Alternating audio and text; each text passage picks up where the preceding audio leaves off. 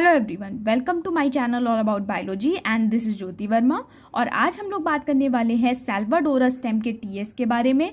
इससे पहले हम लोग एनोमेलस सेकेंडरी ग्रोथ में इसके बारे में डिस्कस भी कर चुके हैं डिटेल में, लेकिन आज यहाँ पर हम साल्वाडोरा स्टेम के बारे में ज़्यादा डिटेल में डिस्कस करेंगे। किस तरीके से साल्वाडोरा के केस में आपको इंटरजाइलरी और इंक्लूडेड फ्लोएम देखने को मिलते हैं और ये क्या होते हैं इसके बारे में भी जानेंगे।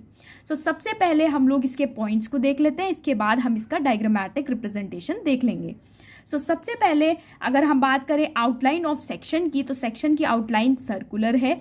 उसके साथ साथ इपिडर्मिस जो है वो यूनिसीरिएट है, कवर्ड विथ थिक क्यूटिकल है। और ओल्ड स्टेम्स में आपको यहाँ पर पेरिडर्म देखने को मिलेगा, यानी कि कॉर्क कैम्बियम और सेकेंडरी कॉर्टेक्स देखने को मिलेगा।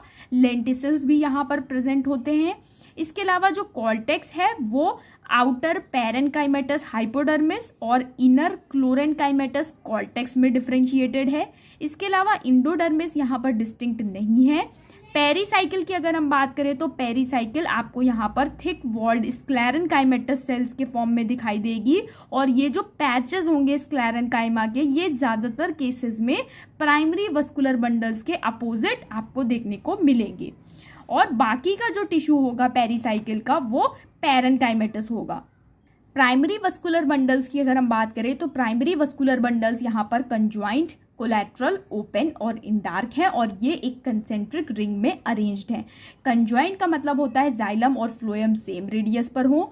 कोलैटरल का मतलब होता है जाइलम अंदर की तरफ और फ्लोएम बाहर की तरफ प्रेजेंट हो। ओपन का मतलब होता है जब कैम्बियम जाइलम और फ्लोएम के बीच में प्रेजेंट हो। और इंडार्क सिचुएशन का मतलब होता है जब प्रोटोजाइलम पिथ की तरफ हो और मेटाजाइलम बाहर यानी कि फेरीफेरी की ओर डायरेक्टेड हो, तब उस कंडीशन को हम इंडार्क कंडीशन कहते हैं।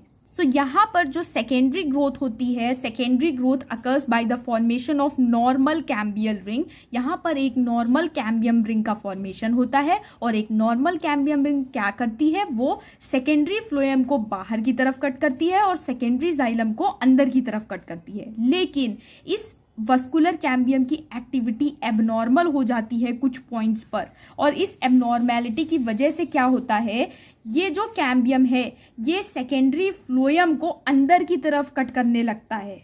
यानी कि नॉर्मली तो ये सेकेंडरी जाइलम को अंदर की तरफ कट कर रहा था, लेकिन एबनॉर्मल बिहेवियर शो करते हुए ये सेकेंडरी फ्लोएम को अंदर की तरफ कट करने लगता है और उसके कुछ समय बाद ये वापस अपनी नॉर्मल एक्टिविटी में आ जाता है, जिसकी वजह से आपको जो सेकेंडरी जाइलम होता है उसमें आपको सेकेंडरी फ्लोएम के भी कुछ पैचेस के फॉर्म में स्ट्रक्चर्स दिखाई देंगे और उन पैचेस को ही हम इंटरजाइलरी फ्लोएम या इंक्लूडेड फ्लोएम के नाम से भी जानते हैं।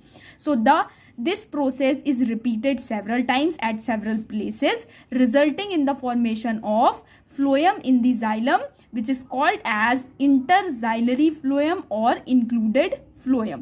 ये बहुत ही ज़्यादा इंपॉर्टेंट पॉइंट है कि इंटरजाइलरी फ्लोएम यहाँ पर कैसे बना। कैम्बियम की इरेगुलर एक्टिविटी की वजह से बना है और जिसकी वजह से आपको सेकेंडरी फ्लोएम के पैचेस सेकेंडरी जाइलम में दिखाई देंगे। पिथ की अगर हम बात करें तो पिथ यहाँ पर पैरेनकाइमेटस इन नेचर है। ये बेसिकली हमारा है साल्वाडोरा की स्टेम का डायग्रामेटिक रिप्रेजेंटेशन। और जैसा कि हमने आपसे कहा था कि आपको ओल्ड स्टेम में देखने को मिलेगा कॉर्क कैम्बियम और कॉर्टेक्स। इसके साथ साथ यहाँ पर छोटे छोटे पोर्स भी प्रेजेंट होते हैं स्टेम पर, जिसे हम लेंटिसल भी कहते हैं। इसके बाद आपको देखने को मिलेगा इंडोडर्मिस। और पेरीसाइकिल की बात हमने की थी कि पेरीसाइकिल में आपको स्क्लेरेनकाइमेटस पैचेस भी देखने को मिलेंगे कई जगह पर। इसके अलावा आपको देखने को मिलेगा प्राइमरी फ्लोएम और इसके साथ साथ आपको यहाँ पर सेकेंडरी फ्लोएम देखने को मिलेगा इस रीजन में। उसके बाद आपको देखने को मिलेगा कैम्बियम। ये जो कैम्बियम है इसी की एक्टिविटी की वजह से सेकेंडरी फ्लोएम और सेकेंडरी जाइलम का फॉर्मेशन होता है।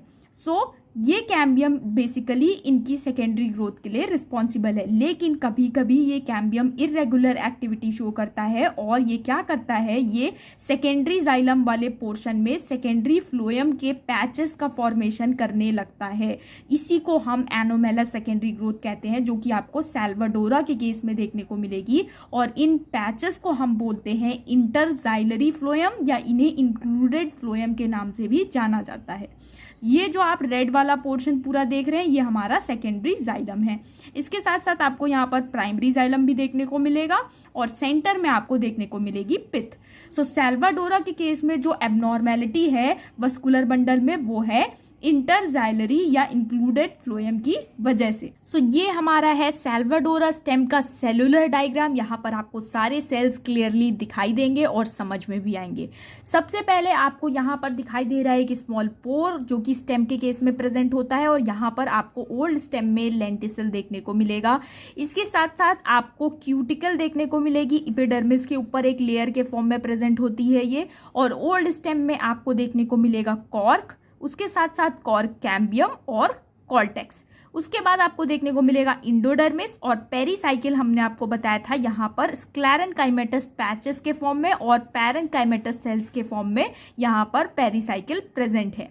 इसके बाद आपको देखने को मिलेगा प्राइमरी फ्लोएम और उसके साथ साथ सबसे पहले आपको यहाँ पर देखने को मिलेगा कैम्बियम और इस कैम्बियम की एक्टिविटी की वजह से सेकेंडरी फ्लोएम का फॉर्मेशन होगा बाहर की तरफ, सेकेंडरी जाइलम का फॉर्मेशन होगा अंदर की तरफ।